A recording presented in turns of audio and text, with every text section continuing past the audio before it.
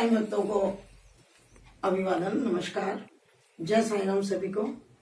जैसा कि आप ग्रुप के सभी सदस्य जानते हैं, उन सबको आज मालूम है कि आज चंद्रकांता जी के घर कालका जी में साईं सच्चरित पाठ का पारायण किया गया और इस पारायण में इस परिवार के सदस्यों के साथ साथ हमारे साईं ग्रुप की 3 लोगों ने हमने इसमें शिरकत की है, जिसमें मैं साईं आंटी आपके समक्ष हूँ और शकुंतला जी जो कि द्वारका से आज यहाँ पर इस पारायण में भाग लेने के लिए हाजिर हुई हैं। इनके साथ साथ रजनी जो कि छतरपुर से यहाँ पर अपनी हाजिरी लगाने के लाई हैं। हम सब तीनों साईं भक्त साईं परिवार की ओर से यहाँ पर आप सबकी तरफ से जितने भी 465 मेंबर्स हैं पूरी दिल्ली के और दिल्ली से बाहर के भी, उन सब की ओर से हम तीनों आपका प्रतिनिधित्व करने के लिए यहाँ पर शामिल हैं। अब 50 पाठ तक हम सब ने मिलकर पारायण कर लिया है।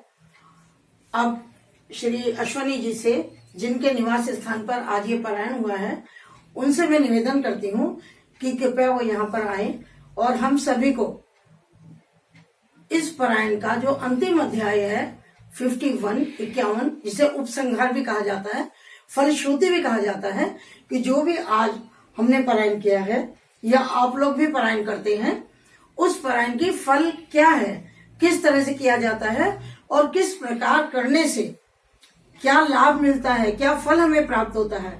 तो इस पाठ को हम सबको सुनाने के लिए मैं आमंत्रित करती हूँ श्री अश्वनी कुमार जी को कि प्लीज आप आए और हम सभी को उस पाठ को सुनाएं। धन्यवाद। और श्री साईं सच्चरित्र अध्याय 51 उपसंहार अध्याय 51 पूरा हो चुका है और अब अंतिम अध्याय मूल ग्रंथ का 52वां अध्याय लिखा जा रहा है। इसमें हेमाड पंत ने अंतिम समालोचना की है और उसी प्रकार सूची लिखने का वचन दिया है, जिस प्रकार के अन्य मराठी धार्मिक काव्य ग्रंथों में विषय की सूची अंत में लिखी जाती है।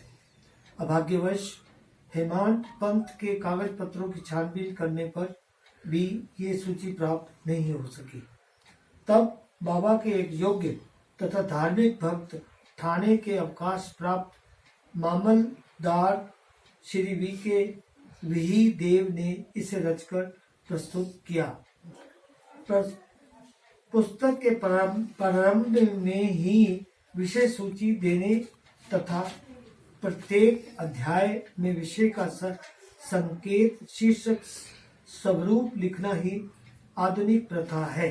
इसलिए यहाँ अनुक्रमणिका नहीं दी जा रही, अतः इस अध्याय को उपसंहार समझना ही उपयुक्त होगा। अभाग्यवश हेमाड पंत उस समय तक जीवित न रहे कि वे अपने लिखे हुए इस अध्याय की प्रति में संशोधन करके उसे छपने योग्य बनाते। सदगुरु श्री साई की महानता।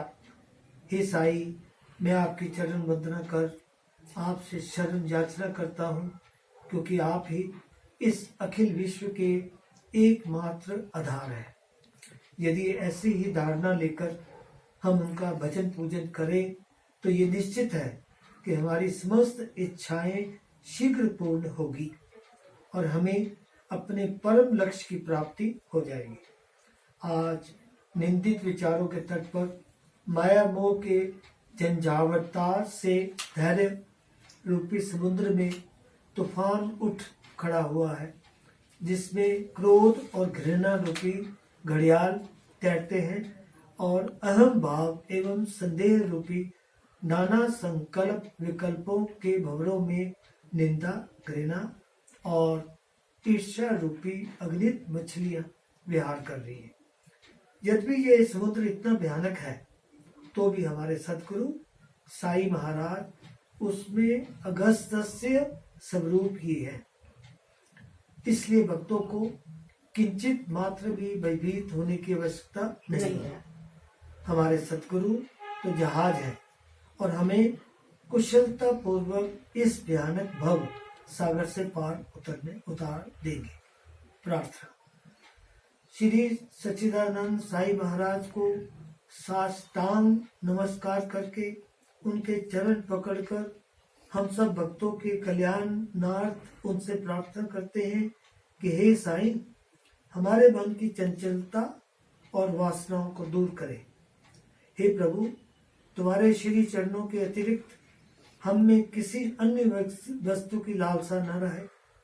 तुम्हारा ये चरित्र घर घर पहुँचे और इसका नित्य पठन पाठन हो, और जो भक्त इसका प्रेम पूर्वक अध्ययन करे उनके समस्त संकट दूर हो। बोल समर्थ सद्गुरु साईनाथ महाराज की जय।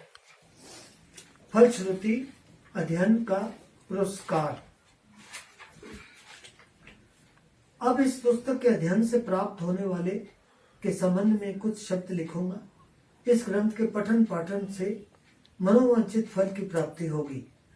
पवित्र गोदावरी नदी में स्नान कर शिरडी के समाधि मंदिर में श्री साईं बाबा की समाधि के दर्शन कर लेने के पश्चात इस ग्रंथ का पठन पाठन या श्रवण प्रारंभ करोगे तो तुम्हारे त्रिविध संकट भी दूर हो जाएंगे।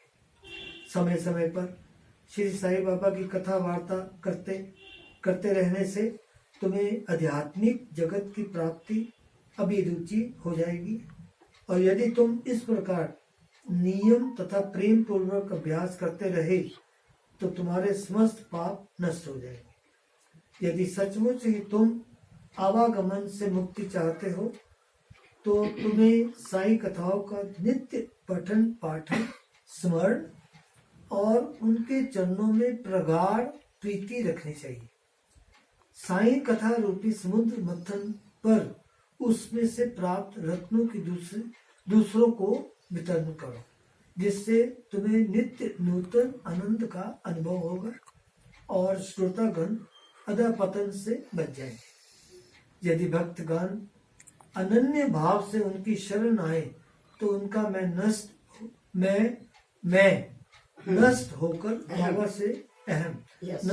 बाबा से अभिन्नता प्राप्त हो जाएगी, जैसे कि नदी समुद्र में मिल जाती है। ये सबसे ज्यादा इम्पोर्टेंट है। यदि तुम तीन अवस्थाओं अर्थात जागृति, स्वप्न और निद्रा में से किसी एक में भी साईं चिंतन में लीन हो जाओ तो तुम्हारा संसारिक चक्र से छुटकारा हो जाएगा। तीन जो चीजें हैं, जागृति, स्वप्न और निद्रा, इनमें से किसी एक में भी आप स्नान कर प्रेम और श्रद्धा पूर्वक होकर जो इस ग्रंथ का 1 सप्ताह में पठन समाप्त करेंगे उनके सारे कष्ट दूर हो जाएंगे, या जो इसका नित्य पठन या श्रवण करेंगे उन्हें भयों से तुरंत छुटकारा मिल जाएगा। इसके अध्ययन से हर एक को अपनी श्रद्धा और भक्ति के अनुसार फल मिलेगा, परंतु इन दोनों के अभाव में किसी भी फल की प्राप्ति होना संभव नहीं है। यदि तुम इस ग्रंथ का आदर पूर्वक पठन करोगे तो श्री साईं प्रसन्न होकर तुम्हें अज्ञान और दरिद्रता के पास से मुक्त कर ज्ञान, धन और समृद्धि प्रदान करेंगे। यदि एकाग्रचित होकर नित्य एक अध्याय ही पढ़ोगे तो तुम्हें अपरिमित सुख की प्राप्त होगी।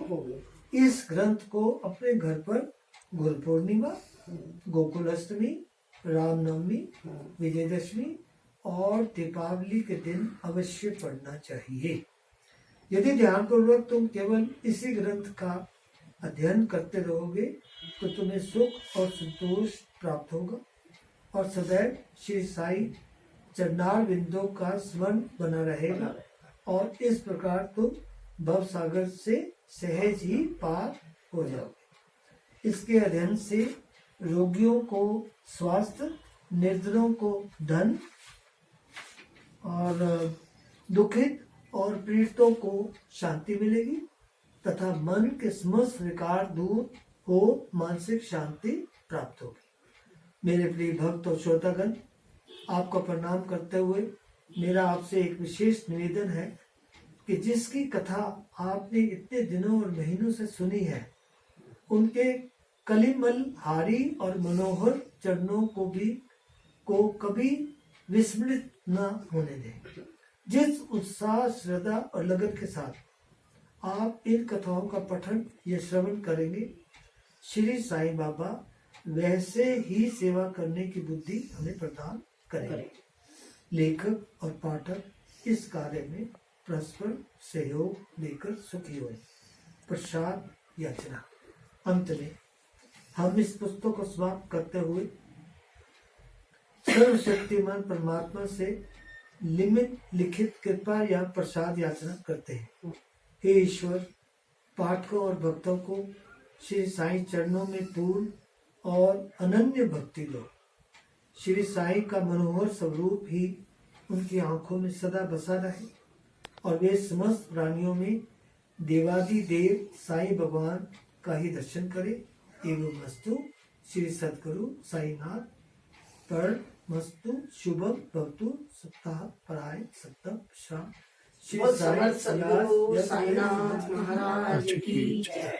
साईनाथ महाराज की जय। साईनाथ महाराज की जय। रजनी बेटा फूल रखे।